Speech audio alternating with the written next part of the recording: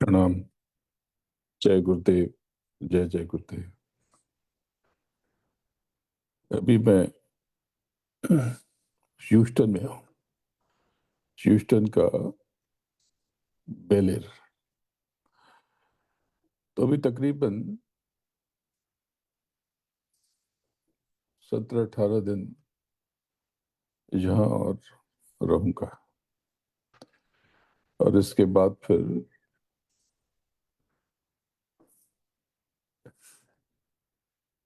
East coast की तरफ चला जाऊंगा, जहाँ पर न्यूयॉर्क है, न्यू जर्सी है, और भी बहुत से शहर हैं।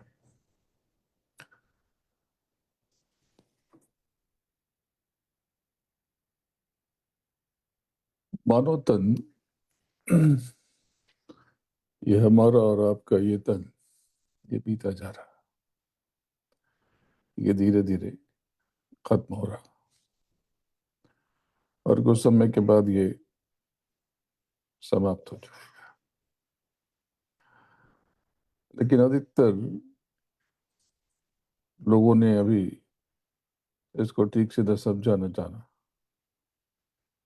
ये तन क्या है, इसका महत्व क्या है, और गुरु क्या है। हमने अभी तक,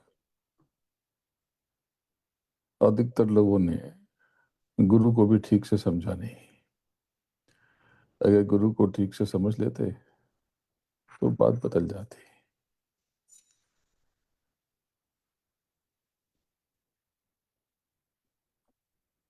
परम पिता, जिसको आप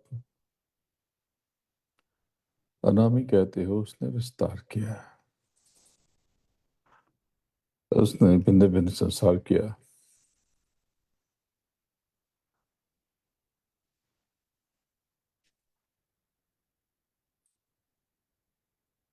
सब कुछ उसकी मौज से। लेकिन आपकी रचना नहीं हुई। आप उसी में थे, उस अनामी में ही थे।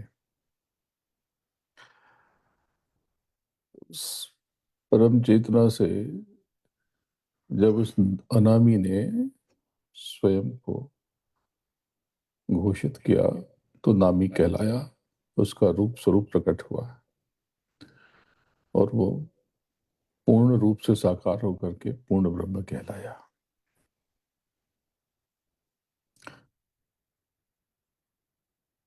और उस पिता ने, सचखंड के स्वामी ने समूचा विस्तार किया। ये पूरी रचना, समूची रचना उसने की। ये सब सत्संग आपने सुना है। आज इसके कुछ और पहलू बताने के लिए ये पूरा खाका खींच रहा हूं। फिर उसने अपनी पावन सुरतों को, यानी स्वयं के हिस्सों को शब्द की डोर से एक बूंद खसाना, उसके 16 टुकड़े करके नीचे उतार दिए। लेकिन वो अपनी सुरतों से बहुत अगाध प्रेम करता था, बहुत लगाव था, जुड़ाव था, और है। इसलिए वो स्वयं भी धरा पर, नीचे जगत में 16 महामंडलों में, वो वहां के रूप स्वरूप में प्रकट हुआ। क्योंकि जहां पर है वहीं पर रहना पड़ेगा। अगर मानव तन में जो सुरते हैं, उन्हें वापस ले जाने के लिए पशु पक्षी की योनि से काम नहीं चलेगा। तो नीचे वो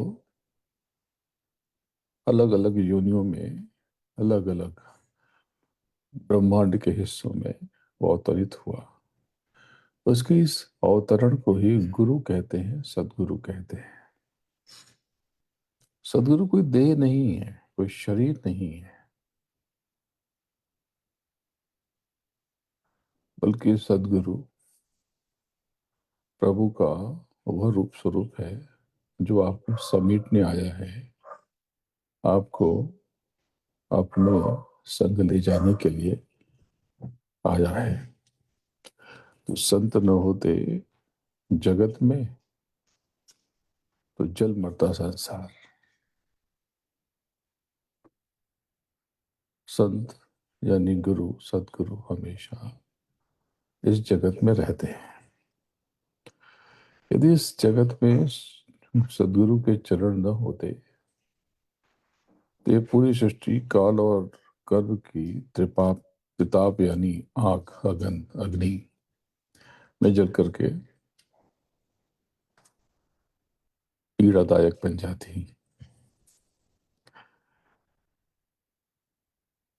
तो पूर्ण गुरु, सदगुरु जीवों पर दया करके उन्हें नामदान दे करके नाम की डोर से बांध देता है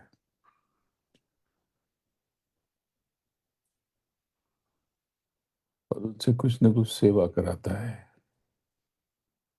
क्योंकि वो तो सारे मसाले उसके हैं। तो वो जो जो चाहे वो रच सकता है, जो चाहे वो कर सकता है। तो उसी भौतिक चीजों में ना कोई स्नेह है, न लगाव है, न खिंचाव है, बल्कि सच कहें तो ये भौतिक मसाले उसने अपने लोक से नीचे फेंक दिए, नीचे गिरा दिए, विसर्जित कर दिए।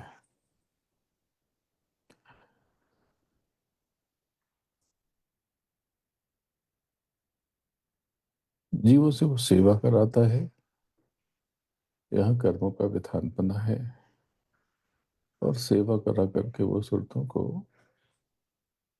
ऊपर के बगान, ऊपर के घाटों में वो बांध देता है, और धीरे धीरे कर्मों की जो परतें चढ़ गई हैं उसको उतार देता है।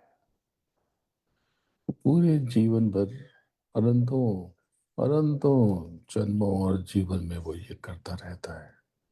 वो एक रूप स्वरूप में नहीं होता, एक ही समय वो कई रूप स्वरूप में हो सकता है।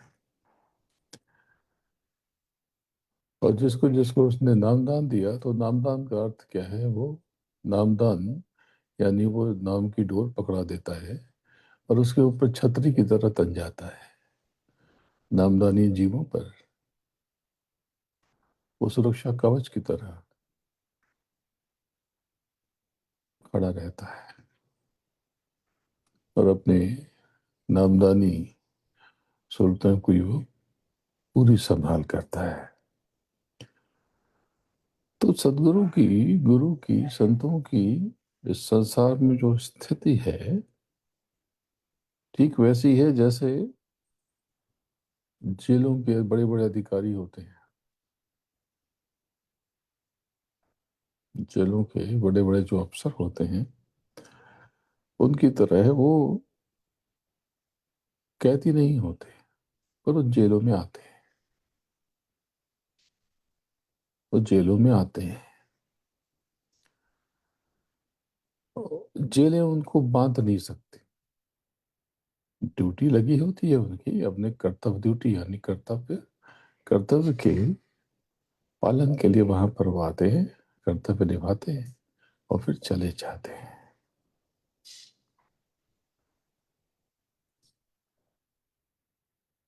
कैदियों की तरह उनके ऊपर कोई बंधन नहीं होता। तो इस चीज को आपको समझना होगा कि सदगुरु इस जगत के नियमों से परे होता है, लेकिन चूंकि कैदी नियम में बंधे हैं तो वो भी नियम का पालन करता है। वो नियम का पालन करता है। मान लो वो वाला पानी हाथ धुलने के लिए, और वो वाला पानी कपड़े धुलने के लिए, और वो वाला पानी पीने के लिए। तो जो कैदियों का जो निर्धारण है वो भी उसी पानी को पीता है। तो इस पूरी बातों को आप समझ लेंगे तो सहज हो जाएगा। तो यूं समझें कि सदगुरु कर्मों के बंधन में बंधा कैदी नहीं है अन्य जीवों की तरह। वह तो सर्वशक्तिमान अधिकारी है।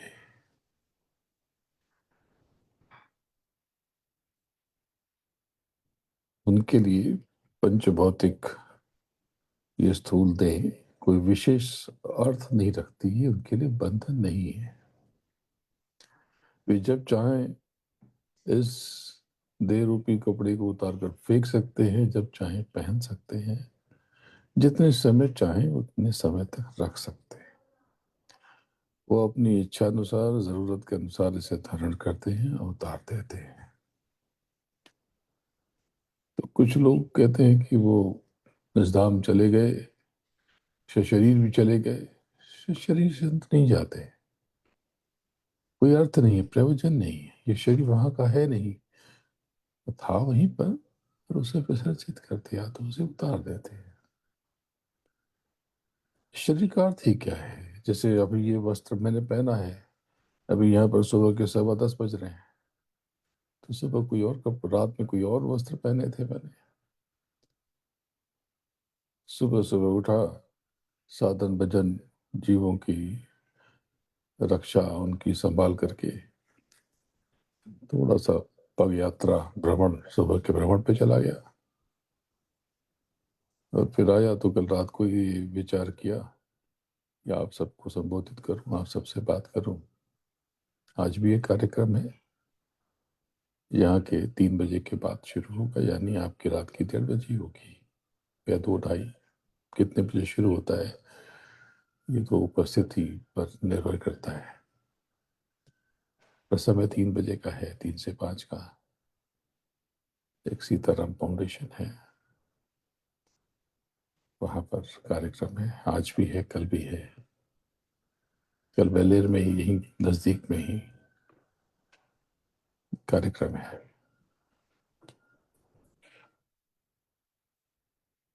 तो कल रात में विचार किया तो गौरव जी को मैंने बताया कि अगर वो उपलब्ध हो, उपलब्ध इसलिए कि एक किसी की जरूरत पड़ती है जो इसको ऑपरेट करे। कोई आवाज कर रहा है तो बंद कर दे, बीच में ले आए, आगे पीछे करता रहे, इसकी आवश्यकता पड़ती है। जो इसे चलाए, संचालन करे इसका। तो उन्होंने बताया कि वो सुबह उपलब्ध है, तो सुबह उठ करके फिर लिख करके बात हुई, और ये बस कुछ देर पहले ही तैयारी हुई।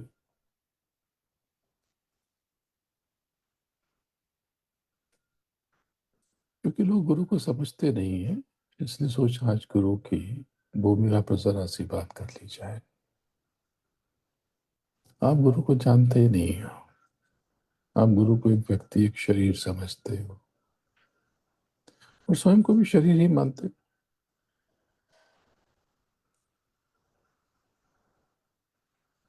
आप देह से परे हो, आपके भीतर बहुत दिव्य प्रकाश है, शक्ति है, आप कुछ और हो। अगर जीते जी आपने दोनों आंखों के ऊपर की कहानी न समझी और अपने भीतर परम तत्व को प्रकट नहीं किया, सब व्यर्थ हो जाने वाला है। आप जिसको चाहो उसको पूछो, लेकिन दोनों आंखों के ऊपर रहोगे तो अच्छा है, तो ही भला है, नहीं तो नीचे आप 84 लाख योनियों में या फिर 4 खानों में। ये स्थूल जगत की बात है, पर इसके ऊपर की बात, ऊपर की रचना में भी फंस गए तो फंस गए। मेरी चिंता ये है कि समय बीतता जा रहा, आप दिन प्रतिदिन बूढ़े होते चले जा रहे हैं। आज 1 दशक से ज्यादा समय, 1.25 दशक हो जाएंगे। 2012-13 के बाद से, 14 से तो बहुत सक्रिय हूं मैं। पर आप प्रेम बहुत करते हो, आप सदगुरु को तो बहुत मानते हो, सदगुरु की नहीं मानते। इस बात को आपको समझना पड़ेगा। जिसको आप गुरु कहते हो, सदगुरु कहते हो, वो संत कभी सोता नहीं है। उनकी देह कभी कुछ विश्राम कर लेती है, पर वो कभी सोते नहीं। यहाँ पर दो तीन कैमरे लगे हुए, इसलिए मैं कभी इधर देख रहा हूँ, इधर भी एक कैमरा, नीचे भी, इधर भी है, उधर भी है। तो अलग अलग कैमरों में मैं देख रहा हूँ। तो हो सकता है कि आपको लगे कि मैं इधर उधर देख रहा हूँ, और सामने भी कुछ लोग बैठे हैं, उनको भी देख रहा हूँ। तो संत कभी सोते नहीं है। भौतिक रूप से उनकी देह भले ही आपको कुछ समय के लिए विश्राम करती हुई महसूस होती हो, परंतु उनकी चैतन्य सत्ता सदैव जगी हुई रहती है, जागृत रहती है। वो हमेशा अपने प्रेमियों की, अपने जीवों की संभाल और देखभाल करते रहते हैं।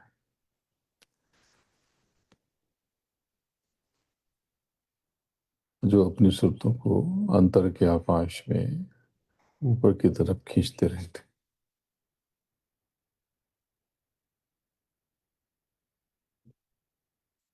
जो जीव अंतर में उनको प्रकट कर लेता है, वो देख पाता है कि उसका गुरु कौन है, सदगुरु कौन है। और ये बहुत सरल है, ये थोड़े से अभ्यास और प्रयास के बाद आप कर सकते हैं। रोज 2.5 घंटे अगर आपने नाम की कमाई में दी है, तो इन शब्दों की ये डोर आपकी मुट्ठी में आ जाती है। जैसे ही शब्द की डोर आई और मिलोनी गांठ खुल गई, तो चीजें बदल जाती हैं।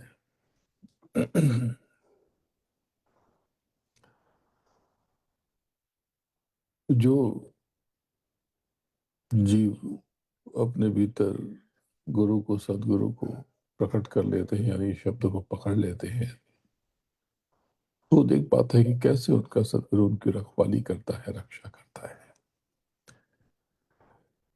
वो पहचानते हैं कि उनका सदगुरु हर संकट में, हर घड़ी में अपने जीवों की अदृश्य रूप से संभाल करता रहता है। तो संतों की दिव्य आत्मा, परम चेतना, उनकी पाक रूह कभी भी आंखों के नीचे वास निवास नहीं करती।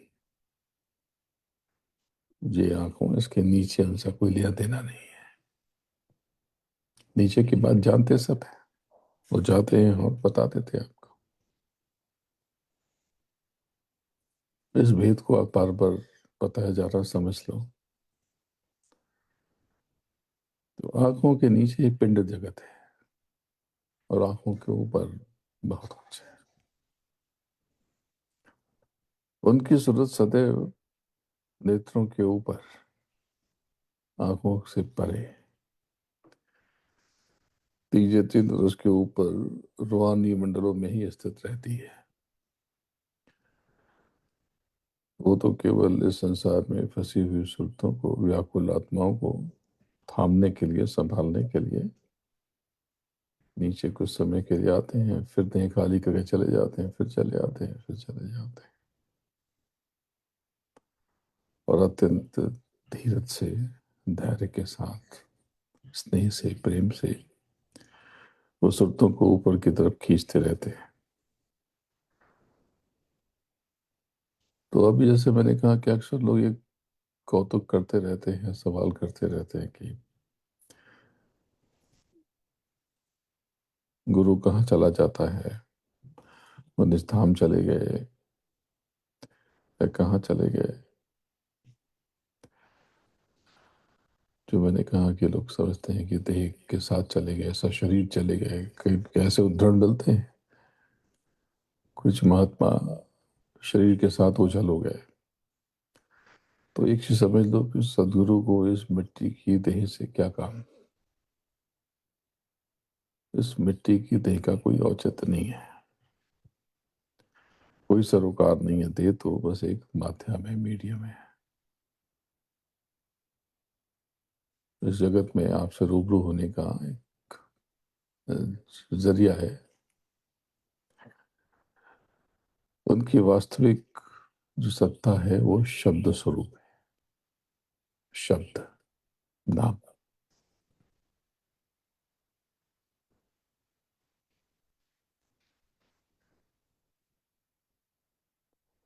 देह के रहते हुए भी वो, जब देह में रहते हैं सदगुरु, तो भी वो अधिकतर अपने धाम में, एक क्षण में धाम में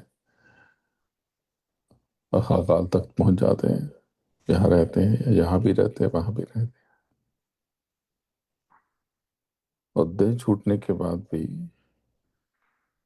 अपनी सुरतों से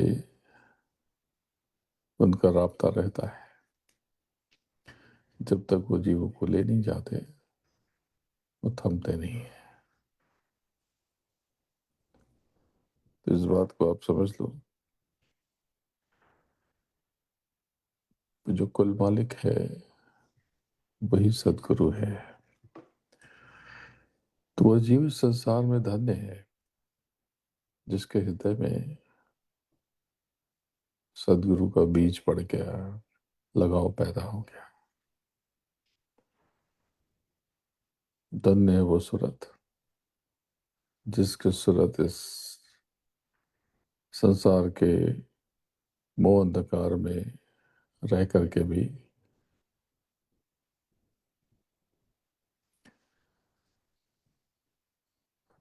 अपने मूल से, अपने वजूद से, नाम से, अपने गुरु सतगुरु से जुड़ गई। वो बहुत भाग्यशाली है। वो बहुत तकदीर वाले हैं जिन्होंने बुद्ध गुरु, संबुद्ध गुरु, सच्चे गुरु की पहचान करके उनके चरणों में स्वयं को अर्पित और समर्पित कर दिया। अपनी सच्ची बंदगी क्या है? सदगुरु के चरणों में खुद को समर्पित करके उनके द्वारा दिए गए सत शब्द, जिसको नामदान कहते हैं, अनाहत नाद के सूत्र कहते हैं, उसमें लीन विलीन हो जाना ही सच्ची बंदगी है।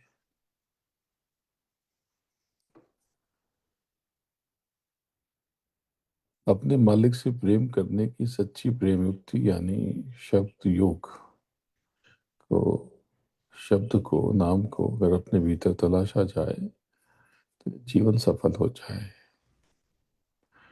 पर याद रखना, ये काम बिना सच्चे गुरु के, पूरे गुरु के और उसकी मेहर के बिना ये हो नहीं सकता।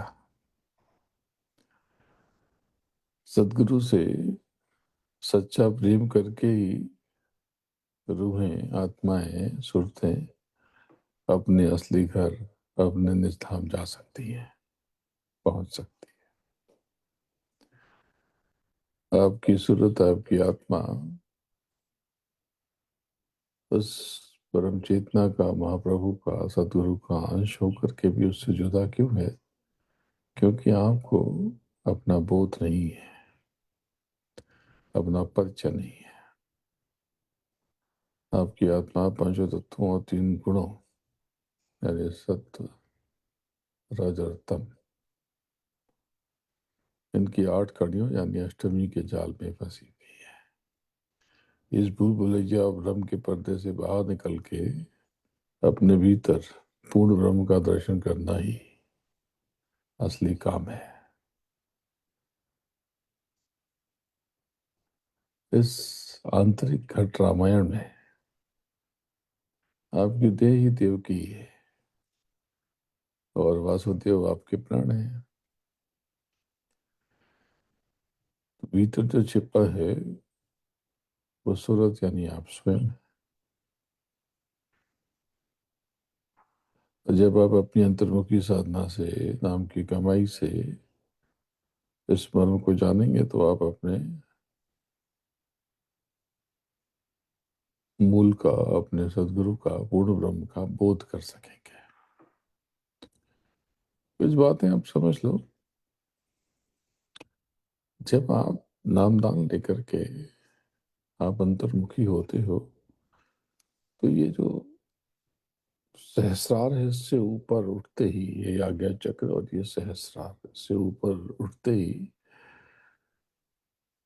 आप आत्मा के उस रूप स्वरूप से रूबरू होते हो, वाबस्ता होते हो, जो लहर की तरह है, एक तरंग की तरह। ऐसे तो यात्रा बहुत लंबी है, बीच में बहुत सारे पड़ाव आएंगे, पर थोड़ा सा इसके ऊपर की बात समझ लें। जंजरी द्वीप, जंजरी द्वीप यानी सत्व तत्वों का संसार। ये इंद्रियों, गुणों और अंतःकरण, 10 इंद्रियां, 3 गुण और अंतःकरण, इसमें बहुत कुछ है। सिद्ध है, चाग है, नाग के अंदर देवता, नौ यक्ष, रक्ष, पिशाच, योगिनी, गंधर्व, ये सब कोई काल्पनिक बातें नहीं है। ये सब अंतर के आकाश की, उस सत्र तत्वों के संसार में रहने वाली योनियां और शक्तियां हैं। तो कभी आपको आराम से बताऊंगा। कुछ बातें थोड़ी सी ये कह दूं कि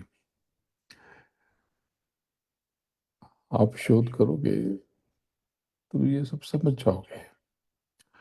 आप दुखी क्यों हो जाते हो, संबंध आपके बिगड़ क्यों जाते हैं, आप परेशान क्यों हो जाते हो बैठे बैठे। एक तो मैंने बताया है कि जब देह छूटती है और आसक्ति रहती है, तो यहाँ पर परिजन चिल्लाते हैं, तो वो जो शिशु है, बच्चा है, वो भी तड़पता है। वो एक सूक्ष्म तरंगों से जुड़ा हुआ। ये सूक्ष्म तरंगें आपके भीतर से हर क्षण निकलती हैं। आप अच्छा सोचते हो, बुरा सोचते हो, छल करते हो, कपट करते हो, सही गलत करते हो। इस पर शोध हुआ था। एक देश की खुफिया एजेंसी के एक बड़े अधिकारी ने एक प्रयोग किया। वो जो झूठ पकड़ने की जो मशीन है, उसको जब लगाते हैं तो वो जो तरंगे पड़ते हैं, तो ऐसे ही बैठे बैठे उसने एक बार अपने घर के पिछवाड़े लगे हुए एक पेड़ में उसने वो तार लगा दिए, प्लेट लगा दी। और वो हैरान रह गया कि उसके अंदर बहुत तरंगे आ रही हैं। फिर उसने किया कि उसने इन पेड़ों से बात करना शुरू किया, बहुत अच्छी अच्छी बात करना शुरू किया। तो उसने देखा कि उसमें सकारात्मक वेव बन रही है, सकारात्मक उत्तर मिल रहा है। फिर उसने गालियां देनी शुरू की। देखा बहुत गहरा नकारात्मक। अब उसने मुंह बंद कर लिया और सोचना शुरू कर दिया कि ये पेड़ कितना अच्छा है, मैं इसे बहुत प्रेम करता हूँ, इसको पानी देना है, इसको धूप लगे, इसको भोजन मिले, इसका भला हो। अब वो हैरान रह गया कि वो सिर्फ विचार कर रहा है और उसमें तरंगे, सकारात्मक तरंगे पैदा हो रही हैं। फिर उसने कामना की कि इस पेड़ में तेजाब डाल दूं। बोल नहीं रहा, वो मन में सोच रहा, इस पेड़ में मैं तेजाब डाल दूं, इसको जला दूं, आग लगा दूं, काट दूं, नष्ट कर दूं। अब उसने देखा कि उसमें दर्द की लहर पैदा होने लगी, तरंगे नकारात्मक हो गई। सिर्फ विचारों से सामने इतना फर्क पड़ता है। जो आप कहते हो कि अरे मैंने खाली सोचा, कहा थोड़ी, दिमाग में उल्टे विचार आते हैं। तो ये जो उल्टे विचार आते हैं, इससे आप अपना ही सत्यानाश करते हैं। आप अपने ऊपर ही उल्टा असर डालते हैं और ये कर्म बन जाता है। ये सारी चीजों को आपको भोगना है। जो आप कहते हैं कि हमने कुछ किया थोड़ी, सोचा ही तो। सोचने के लिए मैं मुक्त हूँ। आप मुक्त किसी चीज के लिए नहीं है। आप इस जगत में यहाँ के विधान में बंधे हैं। तो आपको सतर्क रहना है और बहुत होशियारी से काम करना है। बहुत से लोग पुरानी बातों का स्मरण और चिंतन करते हैं, वो स्वयं को बर्बाद कर रहे हैं। बहुत से लोग उल्टी बातें सोचते हैं, तो स्वयं का बेड़ा गर्क कर रहे हैं। इस बात को समझें। तो कल यही विचार आया। इसी के बाद मैंने चिंतन करना शुरू किया और सोचा कि आपसे बात करूं। आप उत्तम जीवन चाहते हैं, आप नाम की कमाई करना चाहते हैं, विश्वास रखिए, आपसे कोई कुछ ले नहीं रहा। ना कोई छल है, ना कोई कपट है, ना कोई धोखा है। और एक चीज मान के चलिए कि कोई आपसे कुछ ले नहीं सकता, छीन नहीं सकता। आपसे कुछ भी छीना जाए ये मुमकिन नहीं है। इस बात को समझ लीजिए। तो मैं अभी जहाँ पर हूँ, जहाँ से मैं निकलूंगा, आप सबको देख पा रहा हूँ। अंकित है, अर्चना जी हैं, गौरव सिंह है, मनोज काटी जी हैं। इन्होंने आज ही गाड़ी खरीदी है,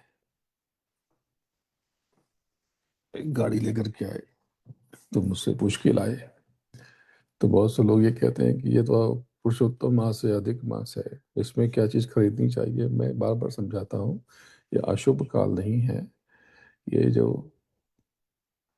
महीना है, ये दरअसल बड़ा विलक्षण है। इसमें जो काम करो कई गुना हो सकता है। तो बेहतर है कि इसमें नाम की कमाई करो। इसलिए महापुरुषों ने एक नियम बना दिया कि कुछ भी आप भौतिक काम में लिप्त न हो। तो डॉक्टर संयम गडकरी जी हैं, बहुत समय से ये जुड़े हुए हैं और मुंबई के बड़े जाने माने सर्जन हैं, बहुत सेवा करते हैं। इनको मेरे स्वास्थ्य की बहुत चिंता रहती है। अर्चना गाजियाबाद में वो बाहर कहीं पे वो टहल रही है। चलो अच्छा है, सबको देख रहा हूँ मैं। डॉक्टर मनीष रुंगटा जी हैं, इन्हीं के यहाँ मैं बैठा हुआ हूँ। गौरव मरून कलर की टी शर्ट में बड़ा सुंदर लग रहा है, वहीं से ऑपरेट कर रहा है। कैलाश यादव जी हैं, इधर जगत जी हैं, चश्मा लगा के नीले रंग का चश्मा पहन करके शायद ऑफिस में बैठे हैं। जगत अरोड़ा जी, मयूर, मैं देख रहा हूँ सबको। प्रियांश जी बेंगलोर से हैं, पल्लवी हैं,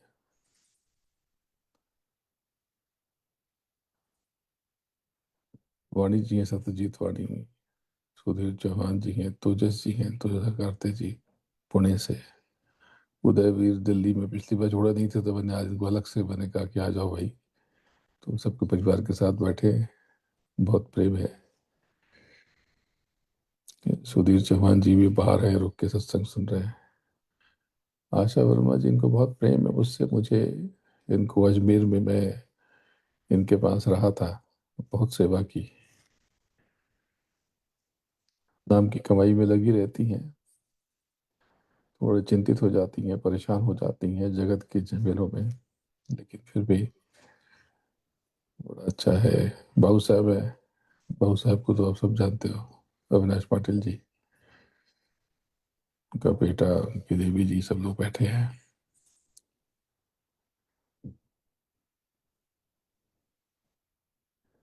ये देवेंद्र देव जुनेजा जी हैं, करौंदा से।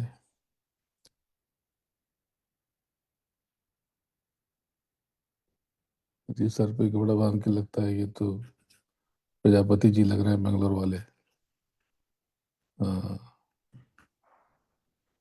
क्योंकि सबके नाम लिखे नहीं होते हमारे ये।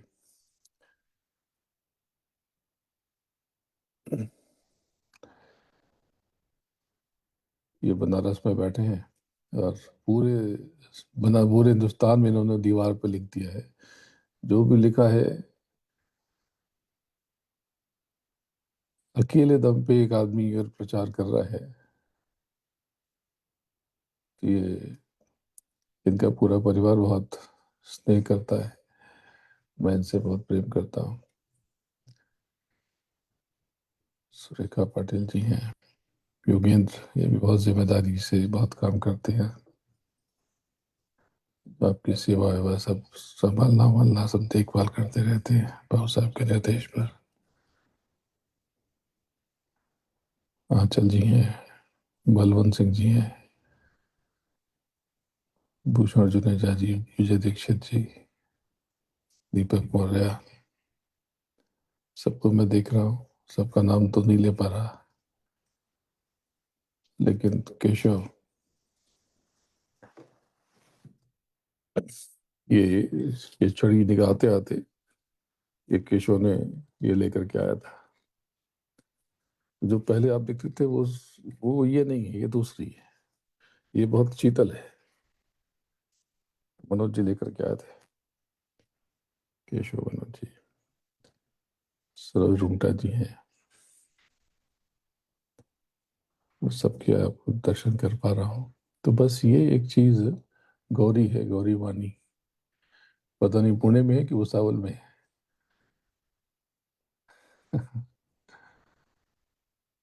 हर्षा धमीजा, सभी लोग हैं। तो ये विशेष चीज मैं आपको आज मैंने ये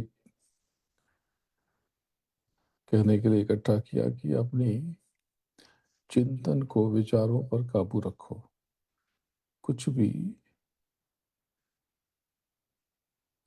किसी भी तरह के टेढ़े मेढ़े विचार को आने मत दो। अगर आप उल्टा सोचोगे तो विश्वास करना उल्टा हो जाएगा और तुरंत संबंध बिगड़ जाएंगे, तुरंत संबंध बिगड़ जाएंगे। नकारात्मक विचार जो लेकर के बैठे तो उसको बहुत आप अपने भीतर जगह मत दो। ऐसे लोगों से प्रेम तो रखो, संबंध रखो, लेकिन थोड़ा दूरी रखो। आप जो विचार करते हो वैसे ही तत्क्षण आपके अगले जीवन की, आगे के जीवन की तैयारी हो जाती है। तो सबसे बड़ी चीज है विश्वास। बस मैं हूँ और मेरे साथ मेरा मालिक है, मेरा सतगुरु है। मेरा कुछ भी बुरा नहीं हो सकता। किसी की न इतनी हैसियत है न ताकत। बस इस विश्वास के साथ रहना, और आप यकीन करो आप स्वयं पाओगे। ये जो आपके वैचारिक कर्म है सतयुग की तरफ जाने के लिए, ये सब सीढ़ियां हैं। कई लोग और दिखने लगे, नीता सिंह जी हैं, और भी कौन दिखा था, चेतन अडगांव से, वही दिख रहे लग रहा है। हाँ, सबको मैं देख पा रहा हूँ।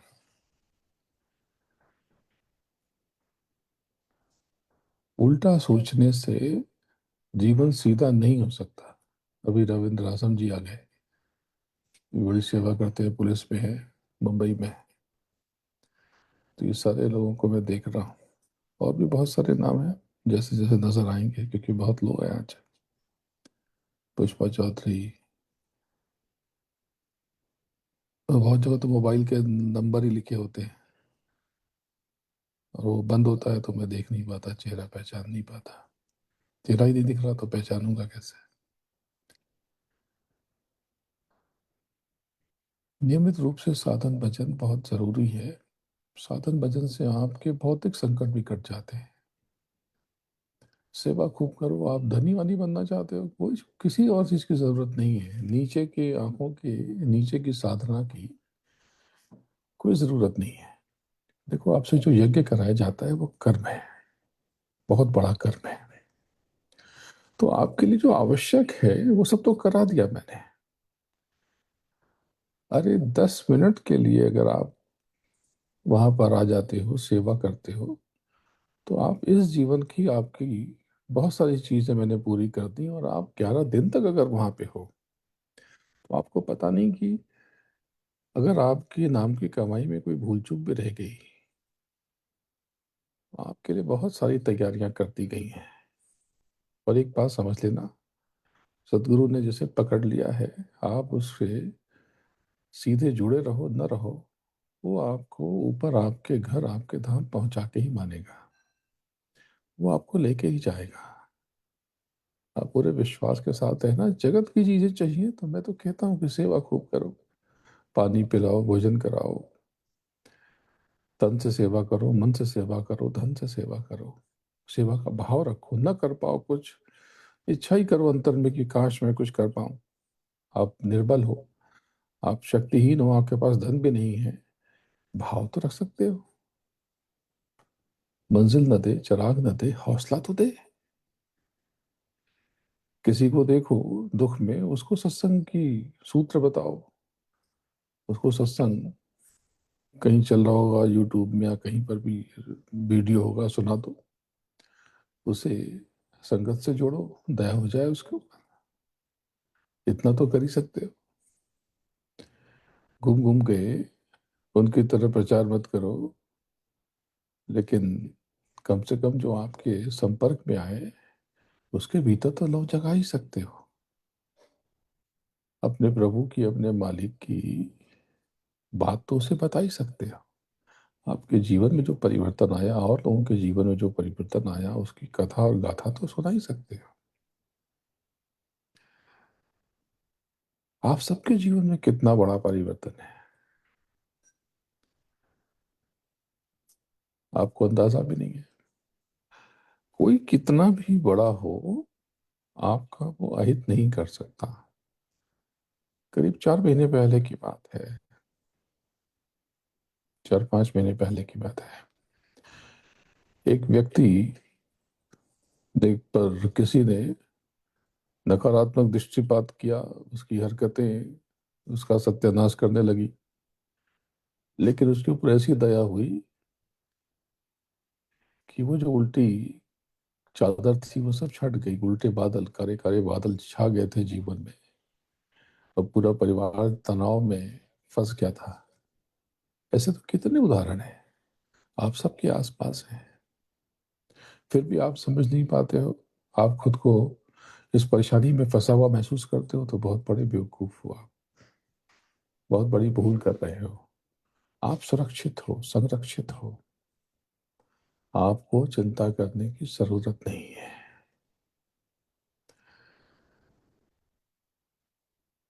जड़ चीजों में मत पड़ना, क्योंकि जिस चीजों को आप देखोगे वो जड़ आपके भीतर पहुंच जाएगी। जैसे आप ऊपर मेरे सामने पंखा है, इसको मैं देखूं और आंख बंद करूं, अब अंदर पंखा अंदर पहुंच गया। तो अंदर अगर पहुंचाना ही है तो जड़ को क्यों पहचाना, चेतन को पहुंचाना, उस परम चेतन को जो पूर्ण है, परिपूर्ण है, संपूर्ण है। तो अपने प्रभु का स्मरण करो, अपने गुरु का चिंतन करो, बात भी बने। व्यर्थ के चिंतन से होगा क्या, कुछ नहीं होगा। तो आप चिंता मत करना, मैं सदा आपके साथ हूँ। और अगर अवसर मिला, जगे रहो या बाद में रिकॉर्डिंग में आप देख पाओगे। मैं जानबूझ करके ऐसे बैठा हूँ कि पीछे आपको हरियाली दिखाई दे। और ये जो हरियाली है ना, यहाँ पर इस समय टेम्परेचर, तापमान बहुत तगड़ा है, गर्मी बहुत है। सुबह सुबह में जब बाहर गया तो काफ़ी गर्मी थी। इस समय यहाँ पर अगर मैं सेल्सियस से बात करूँ तभी थोड़ी देर में 32-33 डिग्री हो जाएगा। यहाँ पर फ़ारेनहाइट देखते हैं तो फ़ारेनहाइट में इस समय है तो 82, लेकिन थोड़ी देर में ये 92 हो जाएगा।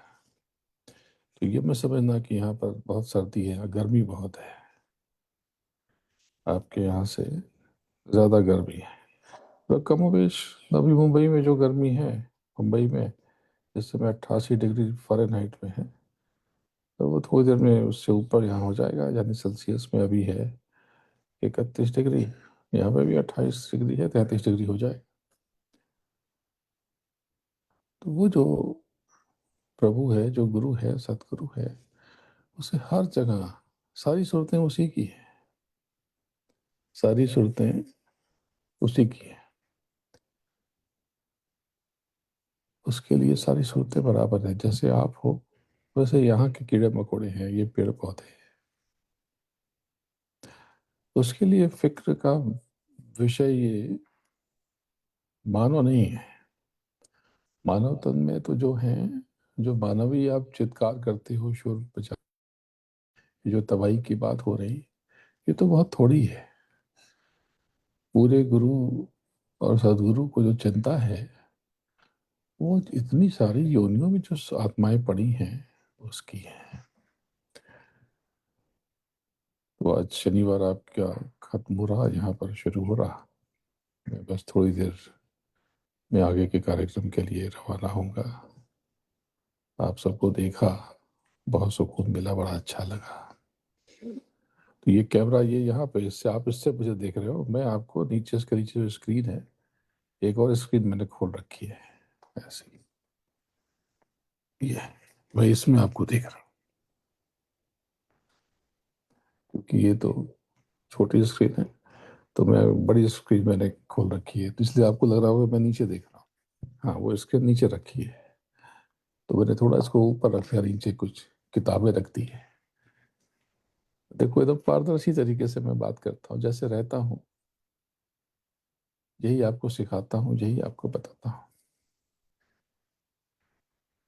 मैं आपसे बहुत प्रेम करता हूँ, बहुत याद करता हूँ। गुरु पूर्णिमा का कार्यक्रम 28 और 29 तारीख का है, मुरादाबाद में।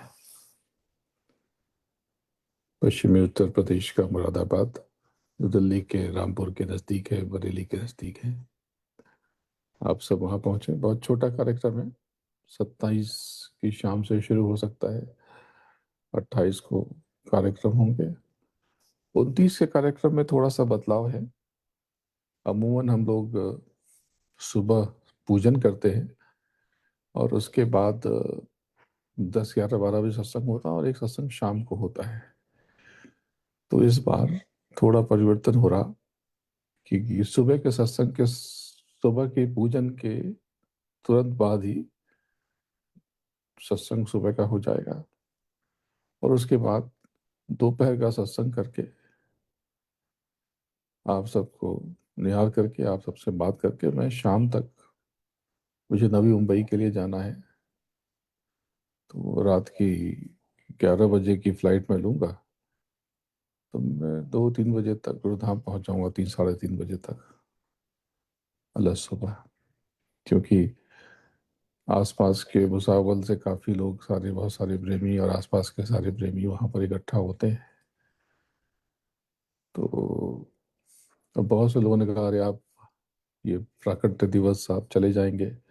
अरे प्राकट्य दे के, प्राकट्य की कोई बहुत बड़ी कीमत नहीं है। तो मैं तो रहूंगा ही वहां पर, 29 तारीख को, एक ही बात है, आप सबका दीदार दर्शन कर लूंगा, आप सबको निहार लूंगा।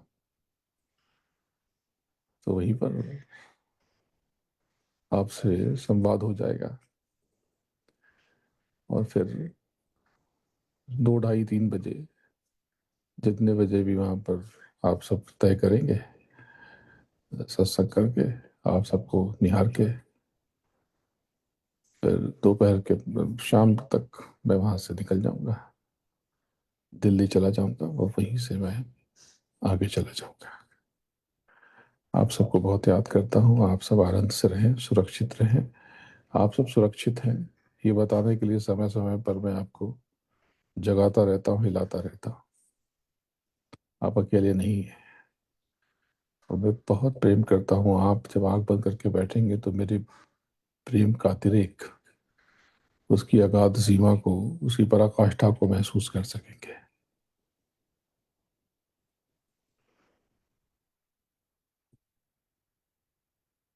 अभी गौरी के साथ पूर्णिमा भी आ गई। अच्छा, तो मतलब अभी गौरी भुसावल में है? ये तो पूनम गंभीर, कई लोग बाद में आ गए। अच्छा, ये हमारी बच्चियां मुंबई से। अच्छा अच्छा।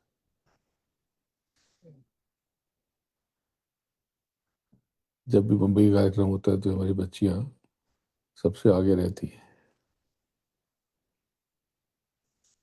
आनंद निषाद, पुष्पा चौधरी, सब लोग मैं देख रहा हूँ, सबको देख रहा हूँ। तो यही, आप देख रहे हो कैसे, देखो मैं ऐसे देखता हूँ, ये सब कुछ मैं देखता रहता हूँ। तो देखो एकदम पारदर्शी तरीके से आपको हर चीज जो मैं करता हूँ देखता हूँ सब दिखा देता हूँ। आपको बहुत याद करता हूँ। आप सबको बहुत बहुत आशीर्वाद। जय गुरुदेव। जय जय गुरुदेव।